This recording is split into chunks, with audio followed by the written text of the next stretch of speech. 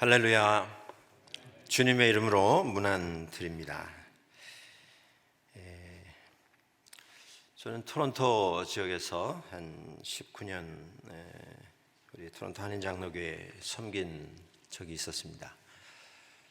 그리고 지난 한 10년 반 동안 밴쿠버 쪽에 나가서 목회를 하고 이번 2000년 2월 1일부로 정식으로 좀 조기 은퇴를 했습니다만은 이제 은퇴를 하고 돌아왔습니다. 우리 여러분 교회에서 은퇴하신 한 목사님과는 신학교 동창으로 만났습니다.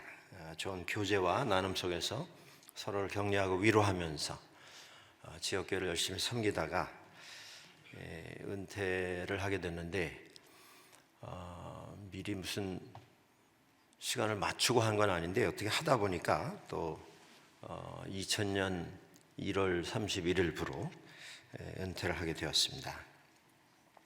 멀리 있었지만 전화로 서로 소식을 전하다가 은퇴 계획을 나눈 적이 있었습니다. 2000년 1월 31일 전화를 하다 보니까 같은 날인 걸 알게 됐습니다. 근데 우리 한 목사님이 저보다 1년 나이가 더 많으시거든요. 그래서 그 얘기를 듣더니 우리 한 목사님이 그런 얘기를 하셨어요. 당신 나보다 한 살 미친데 어떻게 은퇴는 같은 날 하냐? 1년 더 해야 되는 거 아니냐? 그래서 제가 그랬습니다. 목회를 잘하면 1년 정도 보너스로 받을 수 있다고.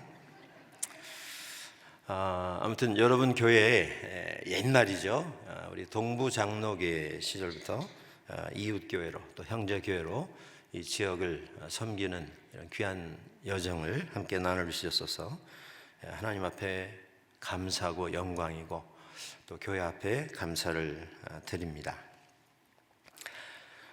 제가 오늘 오기 전에 여러분 주일 예배 한번 저희 형님, 은퇴하신 형님 목사님 한국에서 방문을 오셨기에 모시고 온 적이 있었습니다. 1월 초니까 뭐 코로나하고는 상관없습니다. 근데 와서 보니까 제가 깜짝 놀란 게 있습니다. 물론 여러분 교회 건축에 대해서 저도 곁에서 늘 지켜보면서 기도하고 같이 기뻐했었습니다. 그런데 이제 고 목사님 이렇게 후임 목사님으로 확정을 받으시고 목회하시는 예배에 참석을 하게 되었는데 그 예배를 통해서 제가 좀 놀란 게 있습니다. 와서 보니까 설교를 하시는데 원고 없이 하시더라고요. 다 외워가지고. 그래서 그 예배를 드리면서 제가 그런 생각을 했습니다. 우리 한 목사님이나 저나 몇 년 조금 빨리 은퇴한 게 다행이다. 그 고 목사님 같은 목사님하고 같은 시대에 이웃교회에서 섬겼으면 이거 뭐 몇 개 남지 않은 머리털 다 날아갈 뻔했다. 여러분 20년 넘도록 섬기신 우리 한석현 목사님 은혜 가운데 잘 은퇴를 하도록 여러분 교회에서 함께 협력하셨고 또 하나님께서 준비하신 귀한 목사님, 후임 목사님을 이렇게 모시고 새로운 출발을 하는 본 한인교회 위에 하나님의 축복과 은혜가 함께 하시기를 주의 이름으로 간절히 축원합니다. 소문난 교회. 여러분 교회는 소문난 교회가 되어야 합니다. 교회가 소문이 나려면 몇 가지 중요한 그 요소가 있는데요. 첫째는 교회가 소문이 나려면 함께 모여서 예배하는 여러분 한 분 한 분들이 교회에 대한 소문을 내셔야 합니다. 무엇이라도 좋습니다. 교회에 대해서 내가 우리 교회에 좀 자랑할 게 어떤 게 있는가 한번 생각해 보시기 바랍니다. 그리고 나가셔서 많이 알리십시오. 여러분 입에서 전달되는 그것이 교회에 다른 분들을 인도할 수 있는 가장 좋은 방법이 될 것입니다. 두 번째 요소가 있습니다. 그것은 교회를 소문내는 것이 여러분 책임이라 말씀을 드렸는데 두 번째 제가 드리고 싶은 말씀은 소문이 나야 합니다. 무슨 얘기냐면 나는 아무 말도 안 하는데 사람들이 교회를 지켜보면서 소문이 나는 겁니다. 야, 저 교회는 이렇대더라. 저 교회는 이렇더라. 우리는 그저 묵묵히 신앙생활을 할 뿐인데 우리 교회를 지켜보는 사람들이 소문을 내주는 것입니다. 그렇게 되면 그 교회는 지역사회를 위해서 귀한 책임을 감당할 수 있는 그런 교회가 될 수 있습니다. 여러분 잘 아시는 안디옥 교회가 오늘 성경에 소개가 됩니다. 사도행전 11장인데요. 예루살렘에 큰 핍박이 일어났습니다. 우리 8장에 보시면, 사도행전 8장에 보시면 스데반 집사가 복음 전하다가 대낮에 폭도들의 손에 끌려 나가서 돌에 맞아 죽습니다. 순교했습니다. 유능한 집사였습니다. 장래가 촉망되는 많은 기대와 사람들의 칭송을 듣던 사람이었는데 젊은 나이에 돌에 맞아 죽었습니다. 그뿐 아니고 그날 스데반 집사의 죽음 이후에 예루살렘 교회에 큰 핍박이 일어났습니다. 그리고 많은 사람들이 예루살렘을 떠나야 했습니다. 도망을 간 것입니다. 목숨을 건지기 위해서. 그만큼 어려움이 많았습니다. 다 이곳저곳으로 피했는데 그 중에 어떤 사람들이 안디옥이라고 하는 곳까지 갔습니다. 이 안디옥은 시리아 안디옥입니다. 지금의 터키의 제일 동남쪽 터키 제일 끄트머리에 달려있는 자그마한 도시입니다. 근데 거기까지 믿던 사람들이 피난을 간 것입니다. 누구였는지는 성경이 분명하게 명시하고 있지는 않습니다. 몇 사람이 그곳에 가서 복음을 전했고 그곳에 사람들이 모여들기 시작했고 그곳에 교회가 탄생하게 되었습니다. 그런데 훗날 이 교회가 기독교 2000년 역사에 새로운 장을 여는 위대한 결정과 위대한 섬김을 통해서 기독교의 어떤 방향을 바꿔놓는 이런 일을 결정합니다.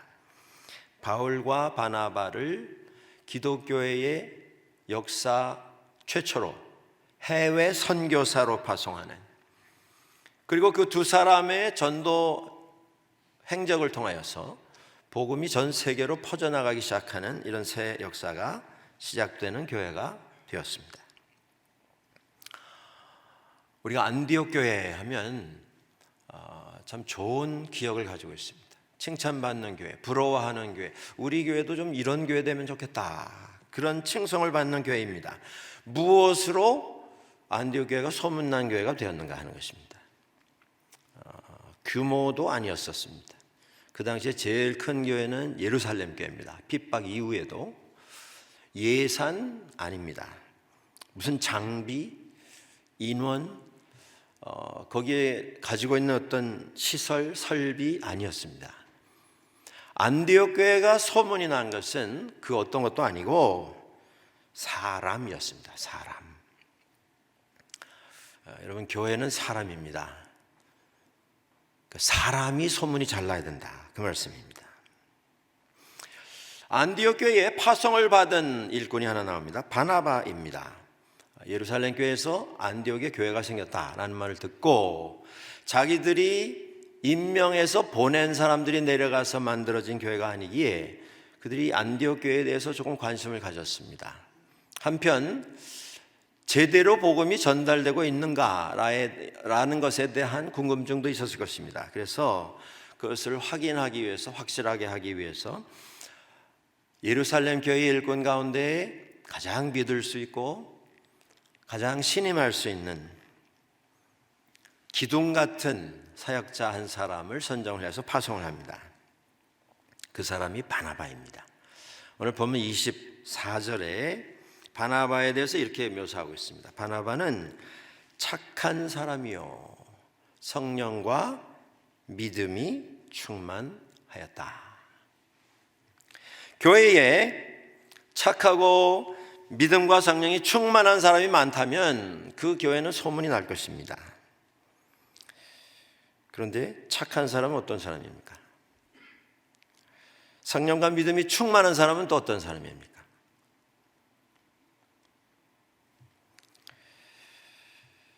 바나바는 여러분들 착하다 하면 그저 순한 것만 생각하시는데 순한 사람은 또 어떤 사람입니까? 이름자에 순자 들어가 있으면 순한 사람입니까? 착한 사람이라고 하는 것을 많은 사람들이 그냥 순한 사람 정도로 생각을 합니다. 순한 사람이 아니고 성경이 말하는 착한 사람은 선한 사람입니다. 그러면 선한 사람과 순한 사람의 차이가 무엇이냐? 성경이 말하는 선한 사람은 하나님의 의를 추구하는 사람, 그런 사람들을 표현할 때 선한 사람이라고 말합니다. 그저 늘 손해를 입혀도 아무 반응이 없는, 어떻게 반응해야 하는지를 몰라서 늘 손해의 대상이 되는, 희생자가 되는 그런 사람을 뜻하지 않습니다. 바나바는요 그렇게 순하기만 한 사람은 아니었습니다. 그의 이름에서도 알 수 있는 것처럼 이 바나바라고 하는 이름의 뜻은 위로자라, 권위자라.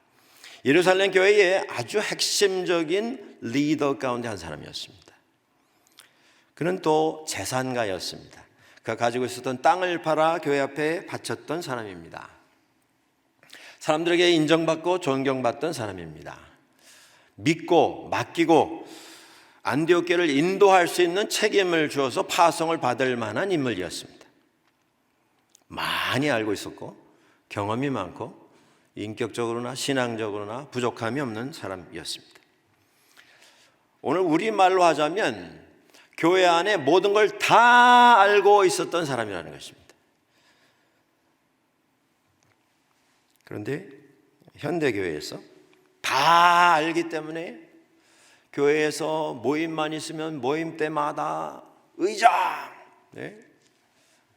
뭐 이건 이렇고 저건 저렇고 그런 모습들을 우리가 많이 봅니다. 너무나 많이 알아서 사람들이 다 부담스러워하는 그런 모습도 우리는 많이 봅니다. 착하고 성령과 믿음이 충만한 사람, 많이 아는 사람입니다. 능력이 많은 사람입니다. 지식이 많은 사람입니다. 그렇지만 그 아는 것 때문에 사람들이 다 부담스러워하면 그 아는 것이 무슨 덕이 되고 무슨 유익이 되겠습니까? 제가 목회하면서 만나본 분들이 참 많이 있는데요. 기억나는 몇 분 중에 이런 분이 있습니다. 이분은 본인이 간증처럼 이야기하시는데요. 자기는 하나님께서 구별하는 영을 주셨는데 이 사람 속에 들어있는 영이 깨끗지 않은 사람을 보면요, 자기는 토한답니다. 네, 영이 깨끗지 않은 사람. 그 말 들으니까 제가 겁이 나더라고요. 눈 잘못 맞췄다가 어느 날 욱하면 그냥 이건 저 다 탄로나는 거 아니겠어요? 자, 성령과 믿음이 충만한 사람, 사람들이 다 슬슬 피합니다. 얘기도 잘 안 하려고 그러고요. 그냥 안녕하세요 하고 지나가요. 말하다가 욱하면 그거 어떡하겠어요? 어떤 분은요, 지금도 기억이 납니다.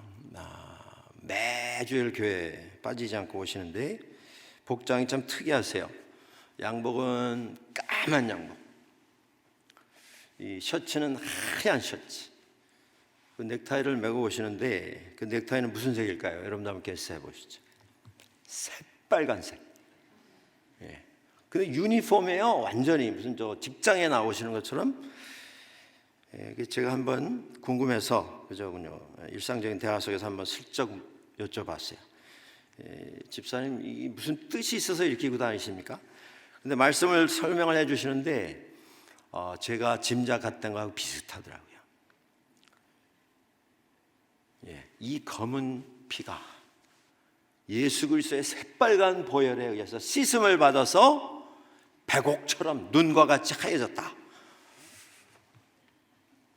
이분은 그것이 스테이트먼트입니다. 교회 올 때마다 간증하며 다니시는 거예요. 예, 그분은 그것으로 본인의 성령과 믿음의 충만함을 증거하며 사신다. 아마 이렇게 노력을 하신 것 같아요.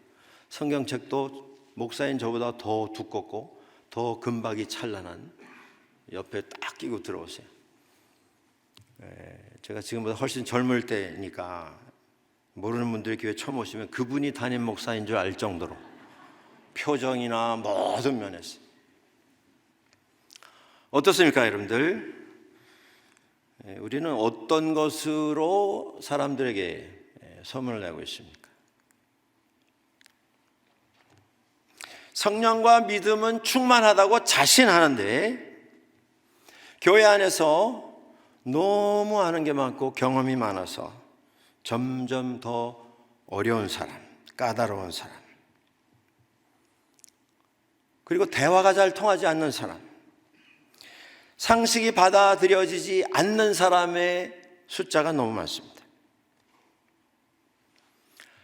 이것은 신앙과는 별 상관이 없는 것입니다. 이것은 자신의 경향이고 성향이고 성격일 수 있습니다. 그런데 그것을 성령의 충만함의 증거로, 믿음의 충만함의 자랑으로 우리가 착각하게 되는 때가 있다고 하는 것입니다. 어떤 분은요, 이 토론토에 사신 지가 40-50년 돼 가시는데 요즘은 제가 확인을 안 해봤습니다. 근데 제가 목회할 때 자랑 삼아서 이런 말씀 하시는 걸 들었어요.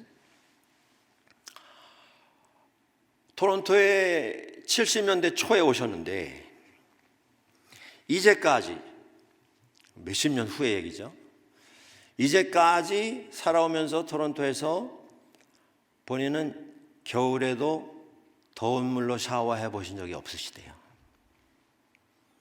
혹 여러분 가운데 그런 어떤 습관을 가지고 계신 분이 계시면 뭐 좋습니다. 예. 근데 문제는 이것이 뭐 보통 의지를 가지고 할 수 있는 일이 아니지 않습니까? 얼마나 힘듭니까? 요새같이 추운 겨울에도 찬물로 샤워하시는. 저도 그 얘기 듣고 한번 시도를 해봤는데요, 여름에도 힘들더라고요, 저는. 예. 이러다가는 주님 빨리 뵙게 되겠다. 저는 그냥 생긴 대로 살아야 되겠다. 그렇게 결정을 했는데 이분은 뭐 하루도 안 빼놓고 찬물로 샤워하신 분이에요. 그런데 그의 그 의지, 결단, 그의 그 참을성, 이것을 본인의 어떤 성령 충만과 믿음 충만으로 연결시키는 이런 경향을 제가 보게 되었습니다. 여러분 중에도 혹 나는 겨울에 정말 의지를 가지고 찬물로 샤워하신다. Good for you. 계속 하십시오. 하실 수 있으면. 그러나 그것이 그렇기 때문에 다른 사람들이 나를 존경해야 하고 나의 이 믿음의 어떤 정도, 수준, 이것을 당신과는 견줄 수 없는 것으로 인정해라 라고 하는 것은, 그것은 논리가 성립이 되지 않습니다. 그럼에도 불구하고 많은 사람들이 믿음과 성령의 충만의 본질과는 상관이 없는 것으로 자랑을 하고 그것을 의지하면서 그것으로 위로를 삼으면서 신앙생활하는 것을 보게 됩니다. 성령과 믿음이 충만한 사람이 있는 교회, 그 교회가 소문이 납니다. 내가 내지 않아도 소문이 납니다.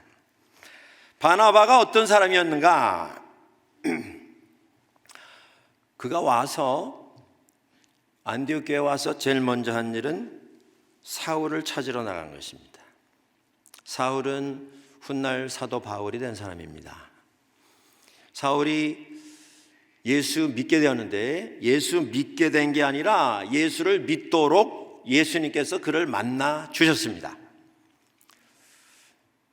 그는 예수 믿기 직전까지도 살기를 가지고 예수 믿는 사람 잡아 죽이기 위해서 다메섹으로 사람들 잡아들이기 위해서 올라가던 길에 주님께서 그를 만나 주셨습니다. 그런데 그를 먼저 찾아갔습니다.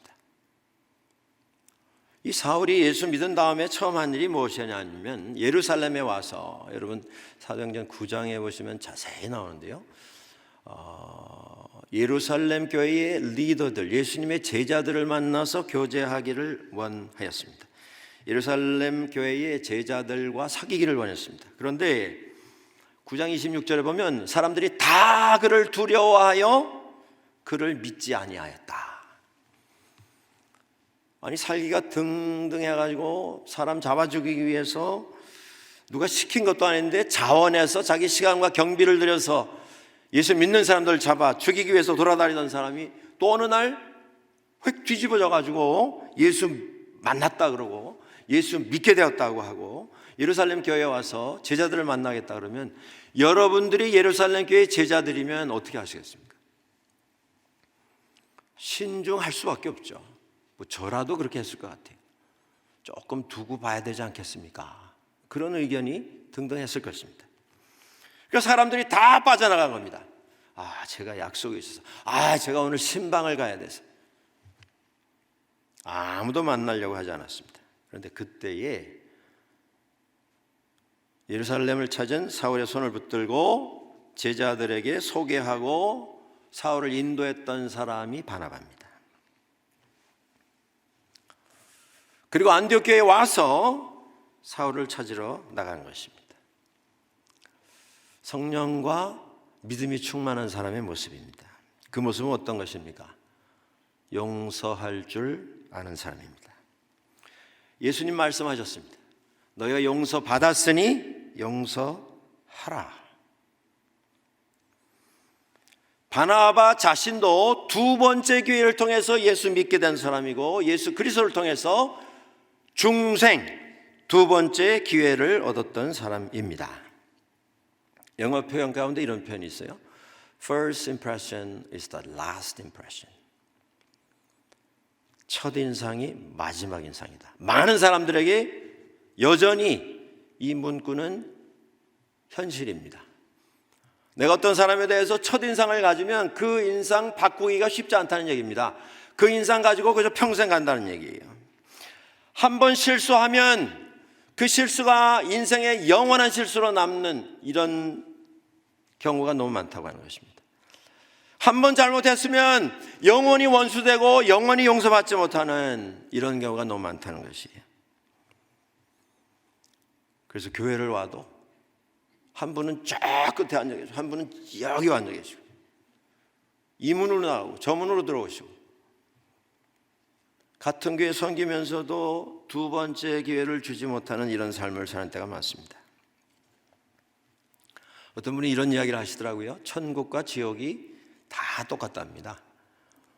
입는 것도 똑같고요, 먹는 것도 똑같고 사는 것도 똑같고 다 똑같답니다. 그럼 우리가 질문할 수 있죠. 그러면 뭐 천국 가는 게 무슨 유익이 있는가? 뭐 때문에 우리가 천국을 추구하는가? 그분은 그런 얘기를 합니다. 한 가지가 다르답니다.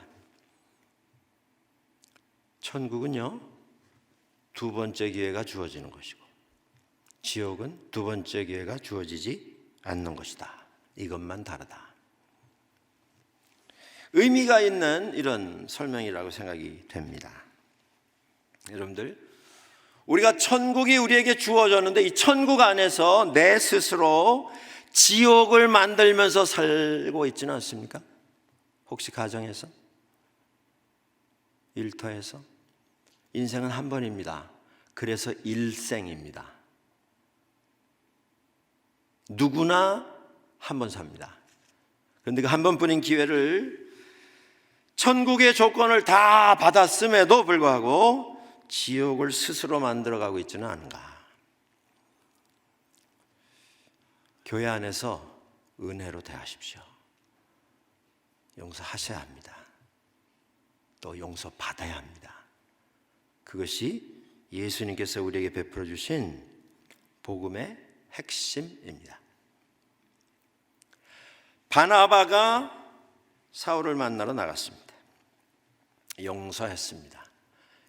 이것이 믿음의 충만, 성령의 충만의 증거입니다. 그가 먼저 사울을 찾아 나갔습니다. 사도행전 9장과 11장 두 장이죠. 읽어보시면 뭐 5분도 안 걸립니다. 그런데 9장의 사울의 회심과 안디옥 교회에 내려간 바나바가 사울을 찾아 나간 그 시점은 시간적으로 한 13년 차이가 있습니다. 그 오랫동안 사울이 뭘 했는가? 사도행전 9장 끝에 보시면 변화받은 사울이 예수 그리스도를 능력 있게 선포하는 걸 보면서 유대인들이 그를 죽이려고 했고, 제자들이 그의 안전을 위해서 그를 다소로 피난시켜 내려보낸 것이 기록이 되고 있습니다. 그 이후에 13년이 지났는데요, 사울은 여전히 다소에 들어앉아 있습니다. 물론 그동안 그는 아라비아 사막에 나가서 3년이라고 하는 세월을 지냈고, 또 들어와서 여러 가지 행적을 했습니다만은 기록에는 나오지 않습니다. 그의 서신에서 자기가 어떤 과정을 통해서 다소에 있었는가 잠깐 설명이 나올 뿐입니다. 그런데 13년이 지나도록 이 사울이라고 하는 사람의 이름이 사람들의 기억에서 점점 빠져나가기를 시작한 겁니다. 그리고 아무도 기억하지 않았습니다. 그런데 그때 바나바가 그를 찾아간 것입니다. 다소는 안디옥에서 그렇게 먼 거리가 아닙니다. 열심히 걸으면 하루 혹은 이틀이면 갈 수 있는 그런 거리에 있는 도시입니다. 거기 13년을 지내면서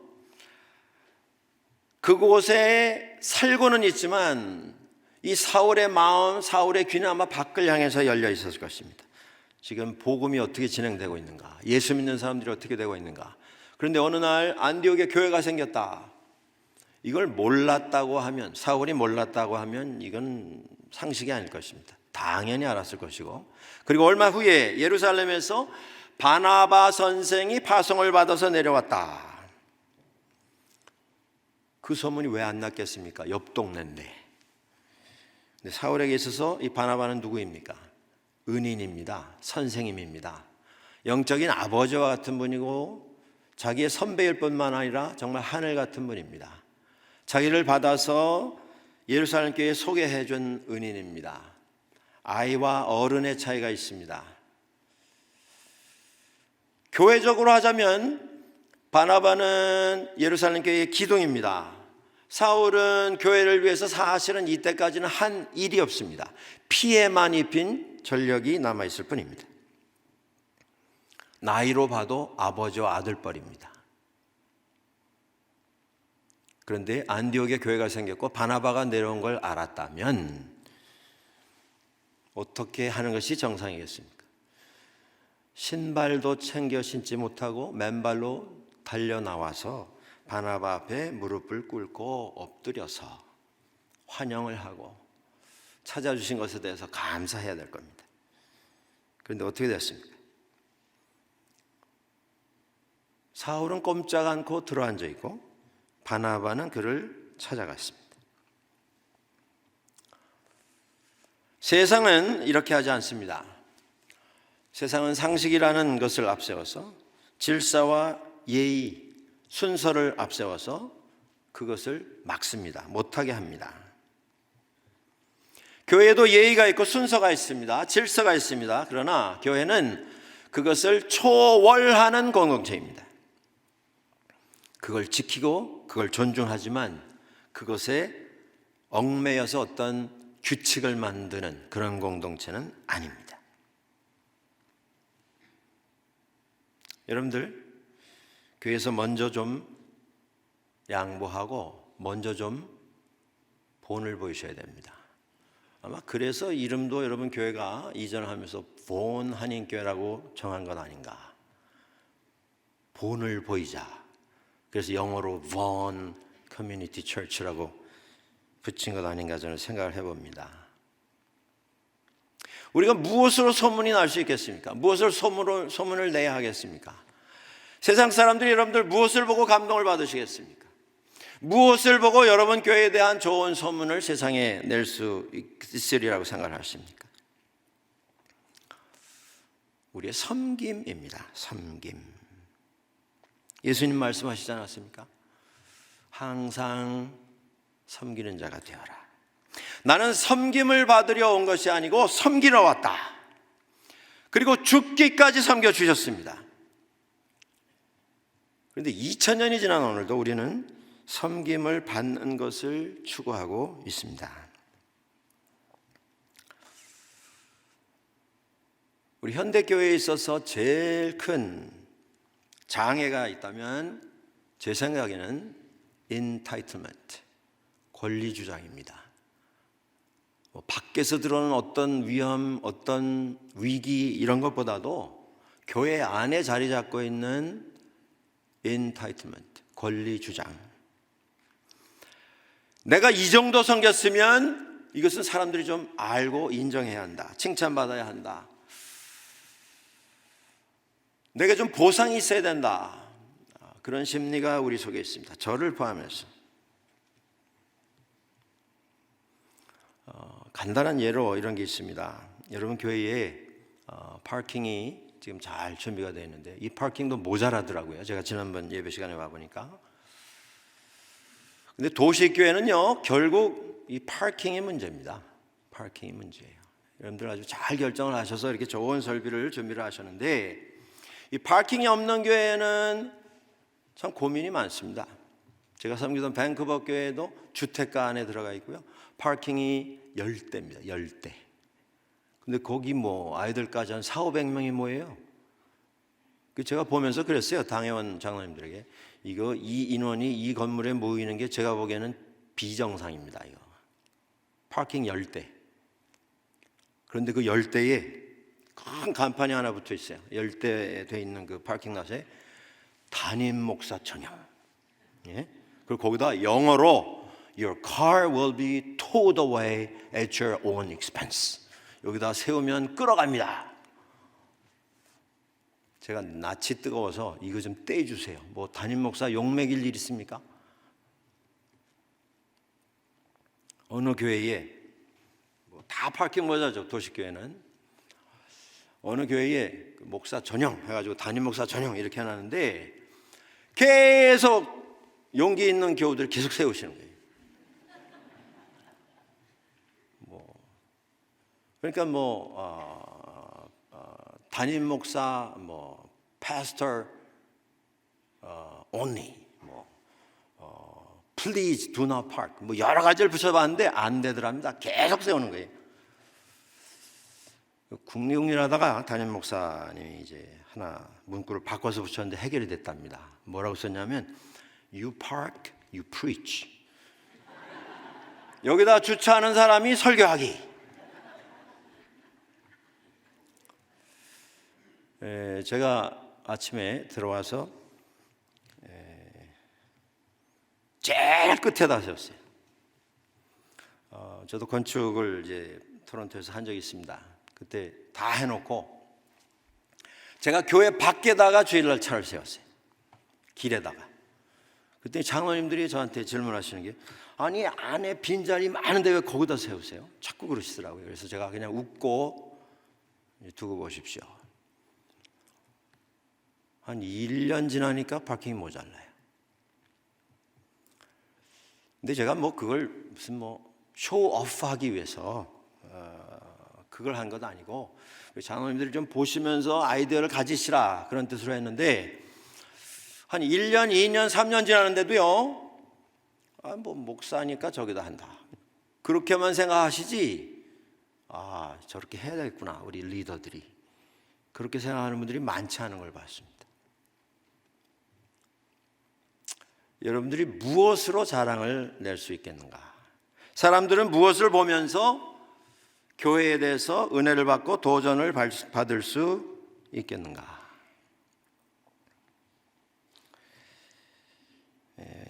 어떤 분이 이런 이야기 하시는 걸 제가 들었습니다. 우리가 믿음의 핵심이 무엇입니까? 구원이죠. 그 구원은 무엇으로 이루어집니까? 예수를 믿고 그를 나의 구주로 고백함으로. 그 구원의 꽃은 무엇입니까? 부활입니다. 우리는 다 예수 그리스도의 부활의 몸을 입게 될 사람들입니다. 예수 믿으면서 나는 부활 필요 없다. 나는 부활하지 않겠다. 이렇게 생각하시는 분이 누가 있겠어요? 부활 안 하면 그건 구원이 아니지 않습니까? 이게 핵심이죠. 그런데 어떤 분이 이렇게 표현하셨습니다. 예수 믿는 사람들이 모든 크리스찬들이 다 부활을 원한다. 그런데 아무도 죽으려고 하지 않는다. 죽어야 부활할 터인데 죽지 않으려고 해요. 우리들은 어떻게 하든지 살으려고 합니다. 남이 희생이 되더라도 그걸 통해서 나는 살아남는 것을 복으로 생각합니다. 무엇으로 소문이 날 수 있겠습니까? 예수님은 우리 앞에 가시며 이렇게 말씀하셨습니다. 누구든지 나를 따라오려거든 자기를 부인하고 자기 십자가를 지고 나를 따를 것이니라. 바울이 말합니다. 나는 매일 죽노라. 갈라디아서 2장 20절입니다. 내가 그리스도와 함께 십자가에 못 박혔나니 그런즉 이제는 내가 사는 것이 아니요 오직 내 안에 그리스도께서 사시는 것이라. 이제 내가 육체 가운데 사는 것은 나를 사랑하사 나를 위하여 자기 자신을 버리신 하나님의 아들을 믿는 믿음 안에서 사는 것이니라. 교회는 죽는 곳입니다. 그리스도와 함께. 나는 이것만은 양보 못한다. 그걸 내려놓으실 때 우리는 부활할 수 있습니다. 제가 성지순례를 다녀왔습니다. 지난 2월에 갔다 왔더니 저를 피하시는 분들이 있더라고요. 성지순례 팀에서 코로나 환자가 나왔다 그래가지고, 근데 이제 2주가 됐기 때문에 여러분들 안심하셔도 됩니다. 근데 거기 가서 여러 곳을 돌아봤습니다. 첫 번째 가는 성지순례는 아니었지만 갈 때마다 감동받는 장소가 하나 있습니다.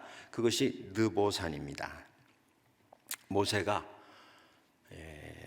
우리 신명기 제일 마지막 장에 모세가 올라가서 가나안 땅, 약속의 땅을 내려보았던 그 장소입니다. 신명기 34장에 이런 말씀이 나옵니다. 하나님께서 모세를 데리시고 산꼭대기에 올라가서 동서남북 온 유대 땅, 멀리는 저쪽 지중해 바다까지 내려다 보이는 산꼭대기에 올라가서 그것을 보여주십니다. 그리고 말씀하십니다.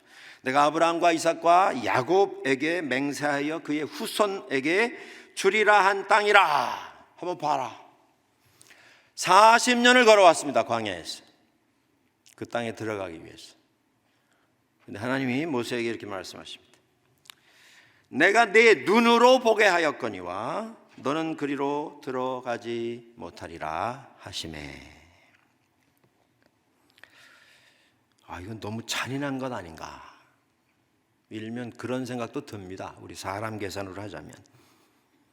그렇게 헌신하고 그렇게 고생했는데 그래도 들어가서 세상 떠나게 해주셔도 되지 않겠는가. 너무 이거 몰인정한 것 아닌가. 너는 그리로 건너가지 못하리라 하시매. 그 다음 절에 무슨 얘기가 나와야 되겠습니까? 이에 여호와의 종 모세가 여호와 앞에서 울고 불고 몸부림치고 소리를 지르고 통곡을 하였다. 이렇게 나오지 않고요. 이에 여호와의 종 모세가 여호와의 말씀대로 모압 땅에서 죽어 골짜기에 장사되었고 오늘까지 그의 묻힌 곳을 아는 자가 없느니라. 섬김은 이런 것입니다. 최선을 다해서 하나님의 나라와 뜻을 위해서 노력하는 것입니다.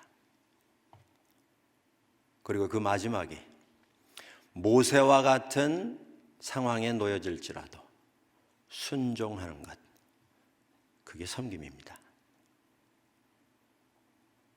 그 섬김을 통해서 안디옥 교회는 소문이 났습니다. 그리고 26절에 이런 말씀이 나옵니다. 오늘 본문에 제자들이 안디옥에서 비로소 그리스도인이라 일컬음을 받게 되었다. 그들은 묵묵히 섬겼을 뿐입니다. 그런데 소문은 세상이 내줬습니다. 저 사람들은 세상과는 다른 사람들이다. 그리스도인들이다.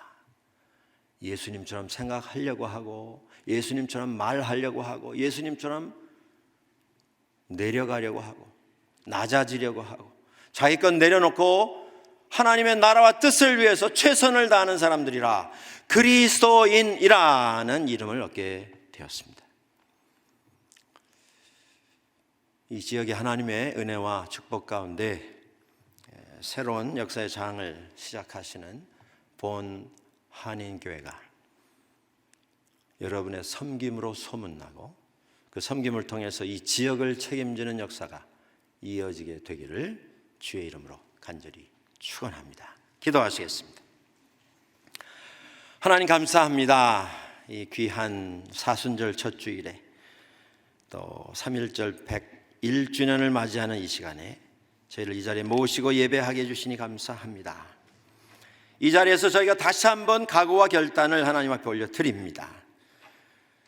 오며 가며 반복된 순서를 통해서 진행되는 이런 신앙생활이 아니라 주님의 나라와 뜻을 늘 기억하고 섬기기 위해서 주님의 섬김의 길을 따라가는, 그리고 섬김을 통해서 이 지역을 책임질 수 있는 공동체가 되도록 하나님 축복하여 주시옵소서. 예수님 이름으로 기도하옵나이다. 아멘.